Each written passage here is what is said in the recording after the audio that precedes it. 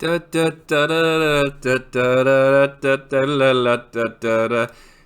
clowns in space.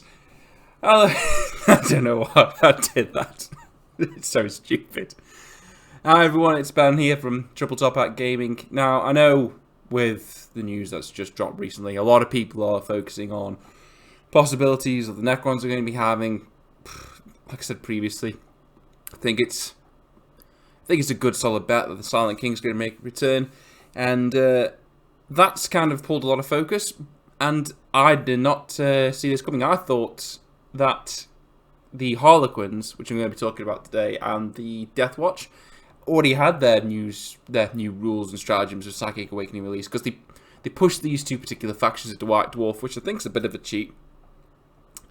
Bit of a cheap shot for those particular factions, but I don't know what it is, whether it's just a logistics thing, there wasn't enough potential sales there for get books of their own, or the book together or whatnot. I don't know, you can speculate about it all day, but Harlequins and Death Watch, they've been relegated to the pages of White Dwarf. Say relegated, you may think that's a beneficial thing, whatever. But like I said, Necron news and other Psychic Awakening, War of the Spider and all that's putting a lot of focus. So a lot of people will have forgotten about this. I certainly didn't until the news dropped today. GW's done a rules preview for the Harlequins, saying that they are obviously going to get the rest of this shown when the White Dwarf drops, the next White Dwarf. Don't know what date it is.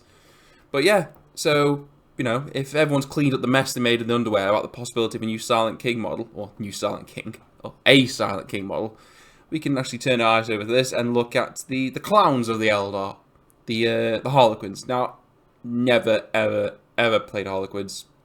Actually, I've never seen anyone play Harlequins. I mean, if they're that rare to me, if I went down to my local GW and saw someone playing Harlequins, I'd have to take a picture or take a double take, because I've never ever seen them before in the wild, ever. But as far as I'm aware, this might be completely out of context, because, like I say, I don't know any of the rules. I don't know how they play, but from what I've heard and seen online, they're kind of like glass cannons. Got a lot more maneuverability, and they hit particularly hard, but they don't tend to be fielded in large numbers. They tend to be supplements. That might all be bollocks. Like I said, I don't know. But from quickly glancing at some of these things on GW, I mean, we'll go through it, the GW community page. It seems that way. So let's get into it. Next month's White Dwarf sees the Harlequins dance their way onto the Psychic Awakening with a host of new rules and stratagems. And fucking hell, I've already fucked it up. One thing I will say about the Harlequins is, I bet they finish up nice. I mean, you've got to do all the like patterns and stuff, painting them. It's a lot more skill and dedication than I'm willing to put in. So hats off to any Harlequins players out there who actually, you know, do these kind of schemes and whatnot, because I can imagine they're bloody hard to do. I mean, I hate painting hazard stripes, and these things are a lot more detailed than that. Anyway, pivotal roles. Each character in a Harlequin's army now has access to Pivotal Role Special Rule, which allows you to customize their die sheet and opens up new stratagems for these peerless fighters upon the battlefield. Your Troop Master can now replace their Chronographer of War ability with Darkness Bite. I probably pronounced that wrong. Definitely pronounced that wrong. But yeah, this little blurb, you can mix and match with your characters. You know, utility, I suppose. Darkness Bite. Each time this model fights, after it is fought, you can select one enemy unit that this model is made attacking against. That unit suffers 2 mortal wounds. Now, note, you don't have to have wounded it, you just have to make attack against it. So, you know, it doesn't specify that it has to be in the... I'm assuming that it means the obviously the combat phase, but, you know, it's good for finishing off high toughness models, like it says below. This is perfect for finishing off any enemies lucky enough to survive the initial assault, or providing extra damage to a layer target. So yeah, you know, if you've got something that you want to... If you want to build a character that, you know, will be good in combat, 2 extra free mortal wounds into it. I mean, particularly if you're fighting a character, that can make a big difference. last thing you want to do is like have a melee heavy character survive your initial assault and come back and smack you in the face. So, you know, Dark Spice. Because speaking as a person who doesn't know how Harlequins play, I can see how I'd like that particular thing in my army. Anyway, moving on. Meanwhile, the Shadow Seer can replace their Shield of Harm ability with Agent of Bedlam. Now, I don't know what Shield of Harm ability is, but Agent of Bedlam is the following. While an enemy unit within 6 of this model, subtract 1 from the attack characteristic of models in that unit to a minimum of 1. Now, that's really good. That is really good. Because instantly, any melee strong like unit with lots of attacks, I'm thinking like Gene Stealers, Stabby Gaunts, or anything like that. Anything like, say, if you have like a unit that's got like 2 attack profile, you're instantly making them 50% less effective, and you don't even have to be in combat with them; just be up within 6. So, with some clever maneuverability, and I'm pretty sure Harlequins have access to clever maneuverability, you should be able to pull this off. Again, just stacks up if you want to get into combat with something and make sure they're already kneecapped before the fight starts. This is the way to go. The confusion that the Shadow Seer sows will ensure any enemy reprisals lack their usual effectiveness. Pair this with the Prismatic Blur stratagem from Codex Harlequins, providing a unit with a 3+ invulnerable save, that's good, to help you protect your troops from even the deadliest of enemy warriors. Couldn't agree more. Entire thing, like an entire unit with 3+ invulnerable save, yeah, I'd take that all day. In exchange for losing the Death is Not Enough ability, the Death Jester can take Harvester of Torment. This means you'll absolutely mow down enemy units. Each time this model shoots, if the target unit consists of 6 or more models, so most non-elite armies, I'd say, each successful hit rolls 3 hits instead of 1. This is not cumulative with any other rules that cause additional hits. So, yeah. That's good. Only on 1 model, though, so don't know how much effectiveness you get after that. I mean, you'd have to say what kind of war gear he's got. I mean, if he's got like a gun with lots of shots, then I can see this being really good for, like, say, mowing down hordes. Finally, the Solitaire can choose Unnatural Acrobatics in place of Blitz. As the outcast keeps moving, they become almost impossible to hit. Unnatural Acrobatics. Each time an attack is made against this model, subtract 1 from the attack's hit roll. So, you know, -1 to hit fly across the board. Lots of armies have this, always useful.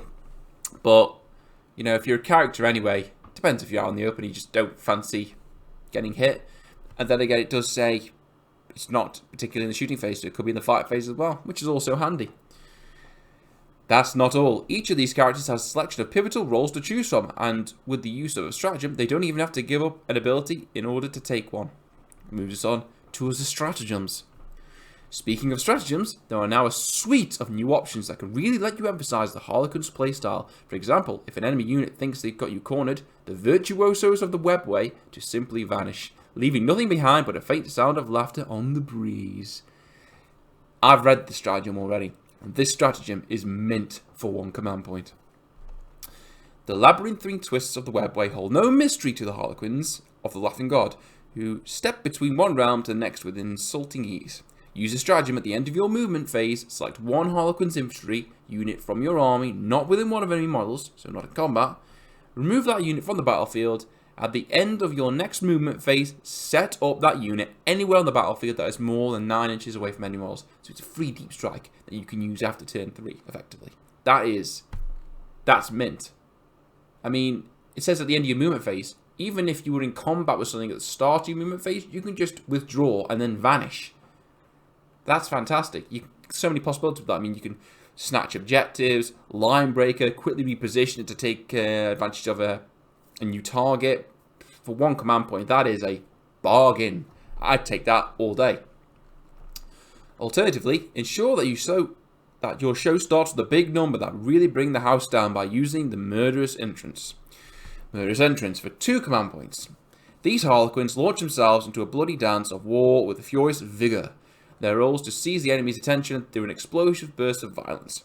Use this stratagem in the fight phase. The first time a Harlequin's unit from the army is set to fight that phase, until the end of the phase. If that unit made a charge move this turn, add 1 to the damage characteristic of melee weapons in that unit they're equipped with. So all your melee weapons get +1 damage. So that's good. Again, I can't really take the effectiveness of that for 2 command points. I don't know what the war gear of the Harlequins is. Like I say, I know how useful the previous stratagem is, just for the maneuverability and the free deep strike. Well, not free, it's 1 command point. But, you know, you might tell me if you equip your Harlequins troops with the right... Well, didn't say troops, if you just equip your Harlequins with the right weapons, this could be deadly. Fair enough. While it pairs with any weapon, use this with a troop armed primary with a Harlequin's Kisses to easily slash away through enemy units. Don't know how a Harlequin's Kiss is, so I'm assuming it's good. And we're on to a weapon. Enigmas of the Black Library. Finally, the Harlequins have cracked open yet another secret vault within the Black Library to get even more unique enigmas that lie within. Kegoros Lamnant is a shrieker cannon that is said to contain the endless echo of the Laughing God's howl for the moment of Slaanesh's birth. Weapon is a 36-inch range, either got 2 profiles, as you can see. Both 36-inch range, one's Assault 1, one's Assault 3, both Strength 6, both -3.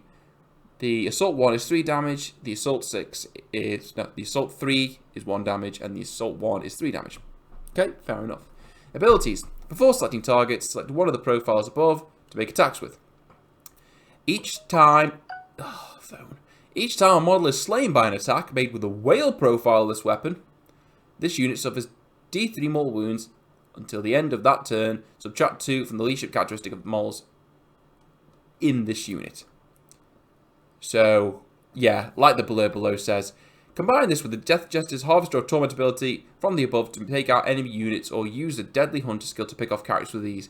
A 36-inch range sniper that does 3 damage, or Assault 1, depending on, like, you know, if it's a low toughness model, like a toughness 3 model, like a captain or something like that, like a Imperial Guard captain, or, you know, a lot of my G-Steel called toughness 3, you know, and it's a character, you've got unquestioning loyalty there, but, you know, make a really good sniper. D3, 3 more wounds, you never know, it's worth a punt. I mean, even if you're targeting a Primaris captain and you're wounding him on 5s, well, not 5s, I'm thinking of, I'm confusing strength with the AP. You still got a good chance to wound him, and you're doing a lot of damage. So yeah, I can see that working out really well. And that's it. Like I said, guys, I think it's disappointing how the Harlequins and the Death Watch got relegated to White Dwarfs rather than getting their own sort of unique story and book for the Psychic Awakening. It's a bit of a shitter in my opinion, but it is what it is. We've got to play with the hands we're dealt, and hopefully all you Harlequins players will find something useful in this White Dwarf that will, you know, make your army a lot more fun to play. Not saying it's not fun already, more funner. Anyway, that's just the news for me today, guys. I'll hope to catch you all next time. If you like, please leave a comment, just tell me I'm full of shit, all that stuff. You know the drill. See you later.